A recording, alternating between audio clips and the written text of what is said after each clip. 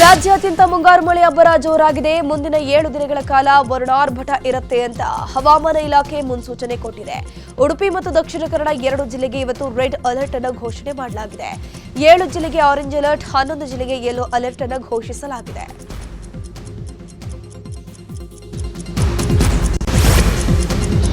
ಬೆಂಗಳೂರಿನಲ್ಲಿ ನಿನ್ನೆ ಸಂಜೆ ಮಳೆ ಅಬ್ಬರಿಸಿದೆ. ನಗರದ ಹಲವೆಡೆ ಮರಳೆಯಾಗಿದ್ದು ಸವಾರರು ಪರದಾಟ ನಡೆಸಿದರು. Corporation, KR circle, KR market, Majestic, Rajajinagar, Vijayanagar, Hoodi, white field ಸೇರಿದಂತೆ ಯಶವಂತಪುರ ಸೇರಿ ಹಲವೆಡೆ ಮಳೆ ಆಗಿದೆ.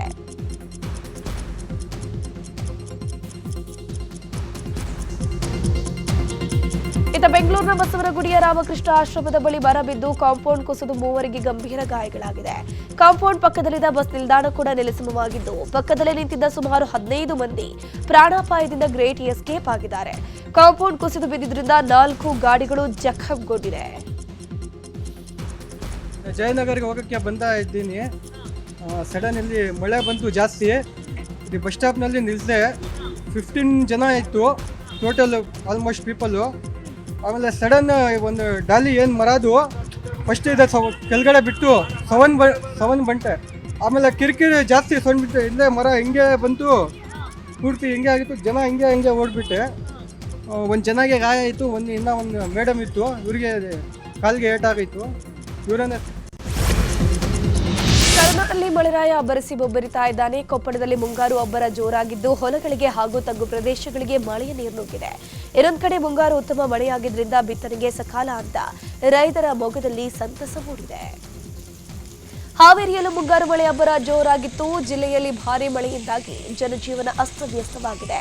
ರಟ್ಟಿಹಳ್ಳಿ ತಾಲೂಕಿನ ಬಕರಿ ಗ್ರಾಮದಲ್ಲಿ ಮಳೆಯಿಂದಾಗಿ ಭಾರೀ ಅವಾಂತರವೇ ಸೃಷ್ಟಿಯಾಯಿತು. ಫ್ಲಾಟ್ ನಂಬರ್ 4ರ ಕೇರಿ ಸಂಪೂರ್ಣವಾಗಿ ಜಲಾವೃತವಾಗಿದ್ದು ಮನೆಗಳಿಗೆ ಚರಂಡಿಯ ನೀರು ನುಗ್ಗಿದೆ. ಕಾಮಗಾರಿ ಬಳಿಕ ಚರಂಡಿ ಮುಚ್ಚಿದ ಪರಿಣಾಮ ನೀರು ಹರಿಯೋಕೆ ದಾರಿ ಇಲ್ಲದೆ ಮನೆಗಳಿಗೆ ಮಳೆಯ ನೀರಿನ ಜೊತೆಗೆ ಚರಂಡಿ ನೀರು ಕೂಡ ನುಗ್ಗಿದೆ. ವಿಜಯನಗರದ ಹೊಸಪೇಟೆಯಲ್ಲಿ ಧಾರಾಕಾರವಾಗಿ ಮಳೆಯಾಗಿದೆ. ಹೊಸಪೇಟೆ ನಾನಾ ಕಡೆ ಮಳೆ ನೀರಿನಿಂದ ರಸ್ತೆಗಳು ಕೆರೆಯಂತಾಗಿತ್ತು. ಇನ್ನೊಂದು ಕಡೆ ಬಿಸಿಲಿನ ಬೇಕೆಯಿಂದ ಕಂಗೆಟ್ಟಿದ್ದ ಜನರಿಗೆ ಮಳೆರಾಯ ತಂಪೆರೆದಿದ್ದಾನೆ. ಚಿತ್ರದುರ್ಗ ಜಿಲ್ಲೆಯ ಹಲವೆಡೆ ಧಾರಾಕಾರವಾಗಿ ಮಳೆಯಾಗಿದೆ. ಗಾಳಿ ಸಹಿತ ರಾತ್ರಿ ಸುರಿದ ಭಾರೀ ಮಳೆಯಿಂದಾಗಿ ಹಲವೆಡೆ ವಿದ್ಯುತ್ ವ್ಯತ್ಯಯ, ಜನಜೀವನ ಅಸ್ತವ್ಯಸ್ತವೂ ಆಯಿತು. ಇನ್ನು ಜಿಲ್ಲೆಯಲ್ಲಿ ಬೇಸಿಗೆ ಬಿಸಿಲಿಗೆ ಬಳ್ಳಿ ಬೆಂಡಾಗಿದ್ದ ಭೂಮಿಗೆ ಮಳೆರಾಯ ತಂಪೆರೆದಿದ್ದು ರೈತರ ಮೊಗದಲ್ಲಿ ಮಂದಹಾಸ ಮೂಡಿದೆ. ನೈಋತ್ಯ ಚೀನಾದಲ್ಲಿ ಭೀಕರ ಮಳೆ ಆಗ್ತಿದ್ದು ಪ್ರವಾಹವೇ ಉಂಟಾಗಿದೆ. ಜಾಂಗ್ಕಿಂಗ್ ನಗರದಲ್ಲಿ ಪ್ರವಾಹದ ಅಬ್ಬರಕ್ಕೆ ರಸ್ತೆಗಳು ನದಿಗಳಂತಾಗಿ ಮಾರ್ಪಟ್ಟಿವೆ. ರಭಸವಾಗಿ ಹರಿಯುತ್ತಿರುವ ನೀರಿನಲ್ಲಿ ಆಟಿಕೆಗಳಂತೆ ನೂರಾರು ವಾಹನಗಳು ತೇಲಿ ಹೋಗಿವೆ. ಜನರು ಓಡಾಡೋಕ್ಕೂ ಆಗದೆ ಪರದಾಡುವಂತಹ ಪರಿಸ್ಥಿತಿಯಲ್ಲಿ ನಿರ್ಮಾಣ ಆಗಿದೆ. ರಾಜ್ಯದ ಹಲವೆಡೆ ಮಳೆ ಅಬ್ಬರಿಸ್ತಾ ಇದೆ. ಬರದನಾಡು ಚಿಕ್ಕಬಳ್ಳಾಪುರ ಜಿಲ್ಲೆಯಲ್ಲಿ ಮಾತ್ರ ಮಳೆ ಮಾಯವಾಗಿ ಹೋಗಿದೆ. ಹೀಗಾಗಿನೇ ಬಿಜೆಪಿ ಜಿಲ್ಲಾಧ್ಯಕ್ಷ ಸೀಕಲ್ಲು ರಾಮಚಂದ್ರೇಗೌಡ ಮಳೆಗಾಗಿ ಚಂಡಿಕಾ ಹೋಮ ಹವನ ನಡೆಸಿದ್ರು. ಚಿಂತಾಮಣಿ ತಾಲೂಕಿನ ಸೀಕಲ್ಲು ಗ್ರಾಮದಲ್ಲಿ ಮಳೆಗಾಗಿ ಸತ್ಯನಾರಾಯಣ ಪೂಜೆ, ಹೋಮ ಹವನ ಮತ್ತು ಚಂಡಿಗಾ ಯಾಗವನ್ನು ನೆರವೇರಿಸಿದ್ರು. ಪೂಜೆಯಲ್ಲಿ ಹ್ಯಾಟ್ರಿಕ್ ಹೀರೋ ಶಿವರಾಜ್ ಕುಮಾರ್, ಗೀತಾ ಶಿವರಾಜ್ ಕುಮಾರ್, ಮಾಜಿ ಶಾಸಕ ಜಿಟಿ ದೇವೇಗೌಡ ಸೇರಿದಂತೆ ಹಲವು ಗಣ್ಯರು ಭಾಗಿಯಾಗಿದ್ರು.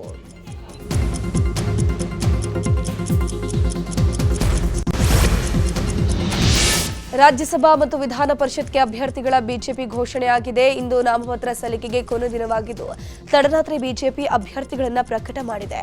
ರಾಜ್ಯಸಭೆ ಡಾಕ್ಟರ್ ಎಂ ನಾಗರಾಜ್ ಹಾಗೂ ವಿಧಾನ ಪರಿಷತ್ಗೆ ಲಿಂಗರಾಜು ಪಾಟೀಲ್ ಮತ್ತು ರಾಘು ಕೌಟಿಲ್ಯ ಅವರನ್ನ ಬಿಜೆಪಿ ಕಣಕ್ಕಿಳಿಸಿದೆ. ಡಿಕೆ ಶಿವಕುಮಾರ್ ಸಿಎಂ ಆದ ಬಳಿಕ ಮೊದಲ ಬಾರಿಗೆ ಸ್ವಕ್ಷೇತ್ರ ಕನಕಪುರಕ್ಕೆ ನಿನ್ನೆ ಭೇಟಿ ನೀಡಿದ್ರು. ಮುಳ್ಳಳ್ಳಿ ಗ್ರಾಮ, ನೆಲ್ಲಳ್ಳಿ ಸೇರಿದಂತೆ 20ಕ್ಕೂ ಹೆಚ್ಚು ಹಳ್ಳಿಗಳಲ್ಲಿ ರೋಡ್ ಶೋ ಮಾಡಿ ಜನರಿಗೆ ಧನ್ಯವಾದ ತಿಳಿಸಿದ್ರು. ಈ ವೇಳೆ ಕೆಂಕೇರಮ್ಮ ಹಾಗೂ ಕಬ್ಬಾಳಮ್ಮ ದೇವಿಗೆ ವಿಶೇಷ ಪೂಜೆಯನ್ನು ಸಲ್ಲಿಸಲಾಯಿತು. ಸಿಎಂ ಡಿಕೆ ಶಿವಕುಮಾರ್ ಬರ್ತಾ ಇದ್ದಂತೆ ಪಟಾಕಿ ಸಿಡಿಸಿ ದೊಡ್ಡ ದೊಡ್ಡ ಹಾರಗಳನ್ನು ಹಾಕೋದ್ರ ಮೂಲಕ ಅದ್ದೂರಿಯಾಗಿ ಸ್ವಾಗತವನ್ನು ಕೋರಿದ್ರು. ನಂತರ ಕೋಡಿಹಳ್ಳಿ ಫಾರ್ಮ್ ಹೌಸ್ಗೆ ಡಿಕೆ ಶಿವಕುಮಾರ್ ಭೇಟಿ ನೀಡಿ ತಾಯಿ ಜೊತೆ ಸ್ವಲ್ಪ ಸಮಯ ಕಾಲ ಕಳೆದ್ರು. ಬಳಿಕ ಕ್ಷೇತ್ರದ ಜನರನ್ನುದ್ದೇಶಿಸಿ ಮಾತನಾಡಿ, ನಿಮ್ಮ ಮನೆಯ ಮಕ್ಕಳನ್ನ ಹೇಗೆ ಪೋಷಣೆ ಮಾಡಿದ್ದೀರಿ, ಹಾಗೆ ನನಗೆ ರಾಜಕೀಯ ಜನ್ಮ ಕೊಟ್ಟಿದ್ದೀರಾ. ಎಲ್ಲರನ್ನ ಒಟ್ಟಾಗಿ ತೆಗೆದುಕೊಂಡು ಹೋಗಬೇಕು, ನಮ್ಮನ್ನ ಗೆಲ್ಲಿಸಬೇಕು. ನಿಮ್ಮ ಶ್ರಮಕ್ಕೆ ಫಲ ಸಿಕ್ಕಿದೆ. ಸಿದ್ದರಾಮಯ್ಯನವರು ನುಡಿದಂತೆ ನನಗೆ ಅವಕಾಶ ಕೊಟ್ಟಿದ್ದಾರೆ ಅಂತ ಡಿಕೆ ಶಿವಕುಮಾರ್ ಹೇಳಿದರು. ಇಡೀ ದಿನ 20 ಊರುಗಳಲ್ಲಿ ಡಿಕೆ ಶಿವಕುಮಾರ್ ರೌಟ್ಸ್ ಹಾಕಿದ್ದಾರೆ. ಸಿಎಂ ಆದ ಖುಷಿಯಲ್ಲಿ ಹುಟ್ಟೂರು ದೊಡ್ಡಾಲಹಳ್ಳಿಗೆ ಹೋಗಿದ್ದು ಕೈ ಕಾರ್ಯಕರ್ತರು ಪಟಾಕಿ ಸಿಡಿಸಿ ಸೇಬು ಹಾರ, ಕೊಬ್ಬರಿ, ಬೆಲ್ಲದ ಹಾರಗಳನ್ನು ಹಾಕಿ ಪೂರ್ಣ ಕುಂಭದ ಮೂಲಕ ಸ್ವಾಗತಿಸಿದರು.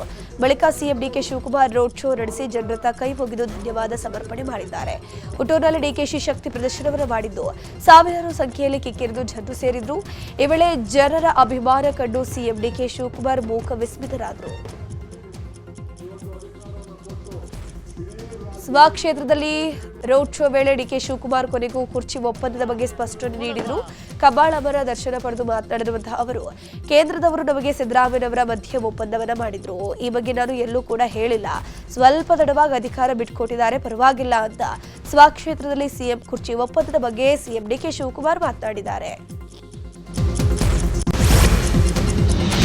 ಸ್ವಕ್ಷೇತ್ರ ಕನಕಪುರದಲ್ಲಿ ಭರ್ಜರಿ ರೋಡ್ ಶೋ ನಡೆಸಿದ ಸಿಎಂ ಡಿಕೆ ಶಿವಕುಮಾರ್ ಕನಕಪುರದ ದೇಗುಲ ಮಠಕ್ಕೆ ಭೇಟಿ ನೀಡಿದ್ರು. ಈ ವೇಳೆ ಡಿಕೆ ಶಿವಕುಮಾರ್ ಮಠದ ವತಿಯಿಂದ ಅಭಿನಂದನೆಯನ್ನು ಸಲ್ಲಿಸಲಾಯಿತು. ಮೈಸೂರು ಪೇಟೆ ತುಳಸಿ ಡಿಕೆ ಶಿವಕುಮಾರ್ಗೆ ಅದ್ದೂರಿಯಾಗಿ ಸನ್ಮಾನವನ್ನು ಮಾಡಿದ್ರು.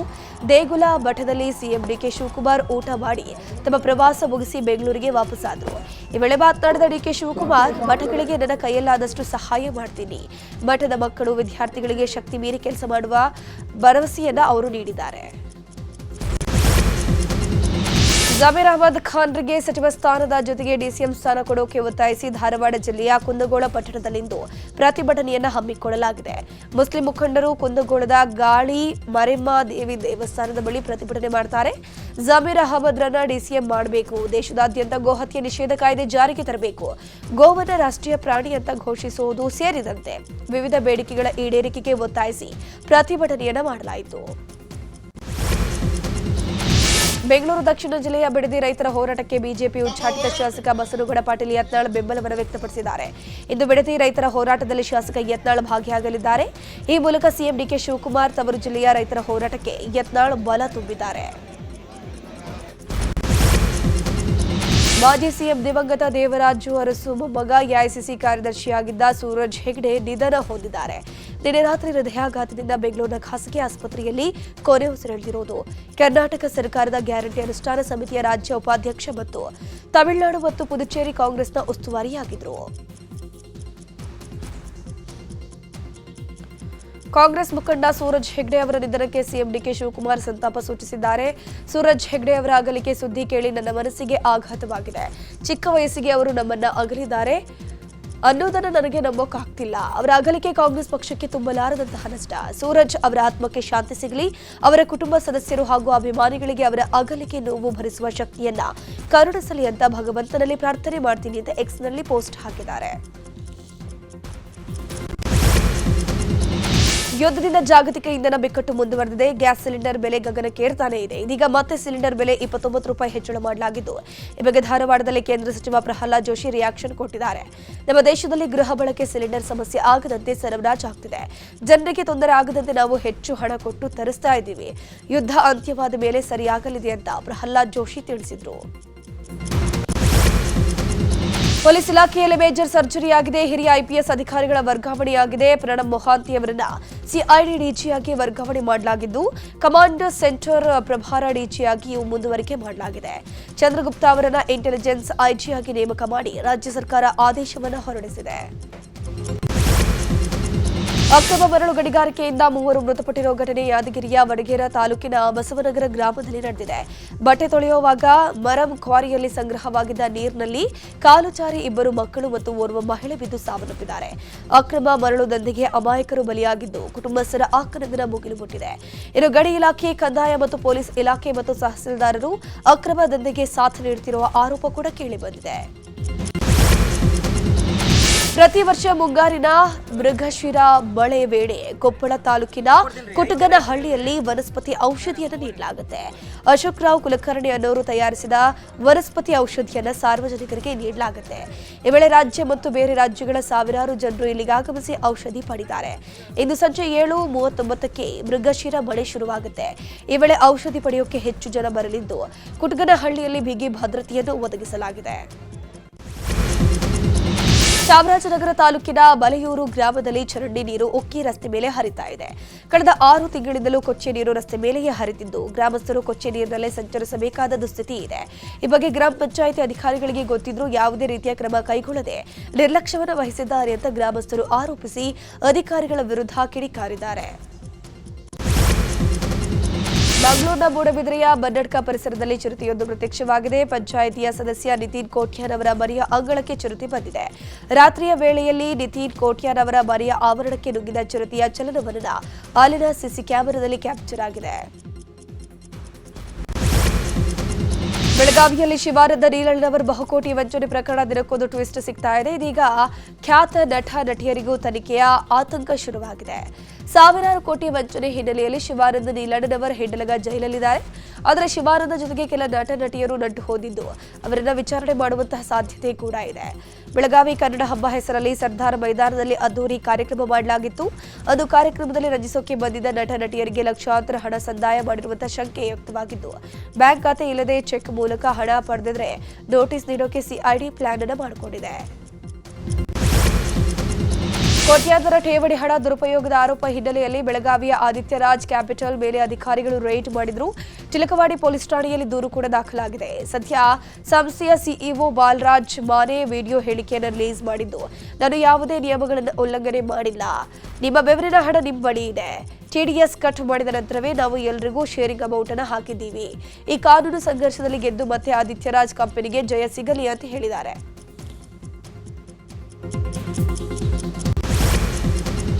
ಇಂದು ದೆಹಲಿಯಲ್ಲಿ ಪ್ರತಿಪಕ್ಷಗಳ ಇಂಡಿ ಮೈತ್ರಿಕೂಟ ಜನಬಂಧನ್ ಸಭೆ ನಡೆಯಲಿದೆ. ಟಿಎಂಸಿ ಸೇರಿದಂತೆ ಸುಮಾರು 23 ಪಕ್ಷಗಳ ನಾಯಕರು ಈ ಸಭೆಯಲ್ಲಿ ಭಾಗಿಯಾಗುವಂತಹ ನಿರೀಕ್ಷೆ ಇದೆ. ಕಾಂಗ್ರೆಸ್ ಜೊತೆಗಿನ ಭಿನ್ನಾಭಿಪ್ರಾಯದಿಂದ ಡಿಎಂಕೆ ಪಕ್ಷ ಸಭೆಯನ್ನ ಬಹಿಷ್ಕರಿಸಿದೆ. ನ್ಯಾಪ್ ಕೂಡ ಭಾಗಿಯಾಗಿರುವುದು ಅನುಮಾನ ಇದೆ. ಪಶ್ಚಿಮ ಬಂಗಾಳ, ತಮಿಳುನಾಡು ವಿಧಾನಸಭಾ ಚುನಾವಣೆಯ ಬಳಿಕ ವಿಪಕ್ಷಗಳ ನಾಯಕರು ಒಂದ್ ಕಡೆ ಸೇರಿ ಸಭೆ ಮಾಡ್ತಾ ಇರೋದು ಮಹತ್ವವನ್ನ ಪಡ್ಕೊಂಡಿದೆ. ಮಮತಾ ಬ್ಯಾನರ್ಜಿ ಆಡಳಿತಾವಧಿಯಲ್ಲಿ ಸಿಎಎ ವಿರೋಧಿಸಿ ನಡೆದ ಹಿಂಸಾಚಾರದ ಘಟನೆಗಳ ಮರು ತನಿಖೆಗೆ ಸಿಎಂ ಸುವೇಂದು ಅಧಿಕಾರಿ ಆದೇಶವನ್ನು ಹೊರಡಿಸಿದ್ದಾರೆ. 2019ರಲ್ಲಿ ಪೌರತ್ವ ತಿದ್ದುಪಡಿ ಕಾಯ್ದೆ ವಿರೋಧಿ ಪ್ರತಿಭಟನೆ ವೇಳೆ ರಾಜ್ಯದ ವಿವಿಧ ಹಿಂಸಾಚಾರ ನಡೆದಿದ್ದಲ್ಲಿ ಸಾರ್ವಜನಿಕರ ಆಸ್ತಿಗೆ ಹಾನಿ ಉಂಟು ಮಾಡಿದ ಕಿಡಿಗೇಡಿಗಳ ಬಂಧನಕ್ಕೆ ಸುವೇಂದು ಸರ್ಕಾರ ಆದೇಶಿಸಿದೆ. ಭೂ ಹಗರಣ ವಂಚನೆ ಸುಲಿಗೆ ಪ್ರಕರಣದಲ್ಲಿ ಪಶ್ಚಿಮ ಬಂಗಾಳದ ಟಿಎಂಸಿ ನಾಯಕ ಸುಜೋಯ್ ಹಜ್ರಾ ಅರೆಸ್ಟ್ ಆಗಿದ್ದಾರೆ. ಸರ್ಕಾರದಿಂದ ಮನೆ ಕಟ್ಟಿಸಿಕೊಡುವುದಾಗಿ ಅಮಾಯಕರಿಂದ ಹಣ ಪಡೆದು ವಂಚಿಸಿರುವ ಆರೋಪ ಕೂಡ ಇದೆ. ಸುಜೋಯ್ ಹಜ್ರಾರನ್ನ ಬಂಧಿಸಿ ಕರೆದೊಯ್ಯುವಾಗ ಪೊಲೀಸರ ಕಾರಿನ ಮೇಲೆ ಸಾರ್ವಜನಿಕರು ಮೊಟ್ಟೆಸೆದು ತಮ್ಮ ಆಕ್ರೋಶವನ್ನು ವ್ಯಕ್ತಪಡಿಸಿದ್ದಾರೆ. ಕನ್ನಡ ಚಿತ್ರರಂಗದಲ್ಲಿ ಇತ್ತೀಚೆಗೆ ನಡೆದ ನೆಪೋಟಿಸಂ ಚರ್ಚೆಯ ಕುರಿತು ನಟ ಶಿವರಾಜ್ ಕುಮಾರ್ ಅತ್ಯಂತ ಸಕಾರಾತ್ಮಕವಾಗಿ ಮತ್ತು ಪ್ರಬುದ್ಧವಾಗಿ ಪ್ರತಿಕ್ರಿಯೆ ಕೊಟ್ಟಿದ್ದಾರೆ. ನೆಪೋಟಿಸಂ ಅನ್ನೋದು ಇದ್ದಿದ್ರೆ ರಾಜ್ಕುಮಾರ್ ಮಕ್ಕಳಿಗೂ ಕೇಳಬೇಕಿತ್ತಲ್ಲ ಅಂತ ಮೊನ್ನೆ ಸುದೀಪ್ ಹೇಳಿಕೆಯನ್ನು ಕೊಟ್ಟಿದ್ರು. ಈ ಬಗ್ಗೆ ಸ್ವತಃ ನಟ ಶಿವರಾಜ್ ಕುಮಾರ್ ರಿಯಾಕ್ಟ್ ಮಾಡಿದ್ದಾರೆ. ಸುದೀಪ್ ಅವರಿಗೆ ಆ ಪ್ರಶ್ನೆ ಕೇಳಿದ್ದೇ ತಪ್ಪು. ಎಲ್ಲ ಮನುಷ್ಯ ಕನಸನ್ನ ಕಾಣ್ತಾನೆ. ಇವರು ಮಕ್ಕಳು, ಅವರ ಮಕ್ಕಳೇ ಕನಸು ಕಾಣಬೇಕಂತೇನಿಲ್ಲ. ಎಲ್ಲರೂ ಮನುಷ್ಯರಿಗೂ ಏನಾದ್ರೂ ಮಾಡಬೇಕು ಅನ್ನೋ ಹಂಬಲ ಇದ್ದೇ ಇರುತ್ತೆ. ಅದನ್ನೆಲ್ಲ ಸ್ವಾಗತ ಮಾಡಬೇಕು ಅಂತಂದ್ರು.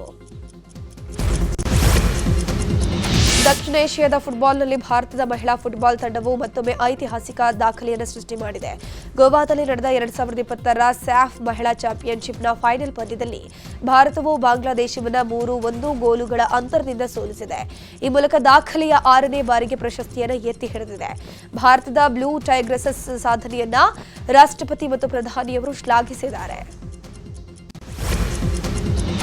ಅಫ್ಘಾನಿಸ್ತಾನ ವಿರುದ್ಧದ ಟೆಸ್ಟ್ ಪಂದ್ಯದಲ್ಲಿ ಟೀಂ ಇಂಡಿಯಾ ಬಿಗಿ ಹಿಡಿತವನ್ನು ಸಾಧಿಸಿದೆ. ಭಾರತ ಮೊದಲ ಇನ್ನಿಂಗ್ಸ್ನಲ್ಲಿ 8 ವಿಕೆಟ್ಗೆ 564 ರನ್ ಕಲೆ ಹಾಕಿ ಡಿಕ್ಲೇರ್ ಘೋಷಿಸಿದರೆ ಅಫ್ಘಾನಿಸ್ತಾನ ದಿನಾಂತ್ಯಕ್ಕೆ 5 ವಿಕೆಟ್ಗೆ 113 ರನ್ ಗಳಿಸಿ ಸಂಕಷ್ಟಕ್ಕೆ ಸಿಕ್ಕಾಕೊಂಡಿದೆ.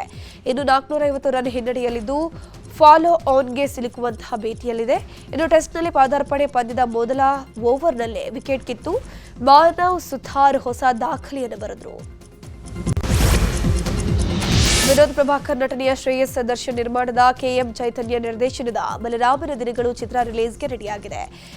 ಆ ದಿನಗಳು ಚಿತ್ರದ ಪ್ರಿಕ್ವೆಲ್ ಅಂತಾನೆ ಹೇಳಲಾಗ್ತಿರುವಂತಹ ಈ ಸಿನಿಮಾದ ಐಟಂ ಸಾಂಗ್ ಜೂನ್ 9ಕ್ಕೆ ರಿಲೀಸ್ ಆಗಲಿದೆ.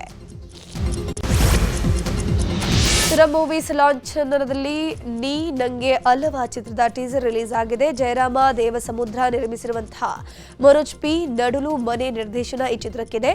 ಈ ಚಿತ್ರದಲ್ಲಿ ರಾಹುಲ್ ಅರ್ಕಟಿ, ಕಾಶಿಮಾ ನಾಯಕಿಯಾಗಿ ನಟಿಸ್ತಾ ಇದ್ದಾರೆ.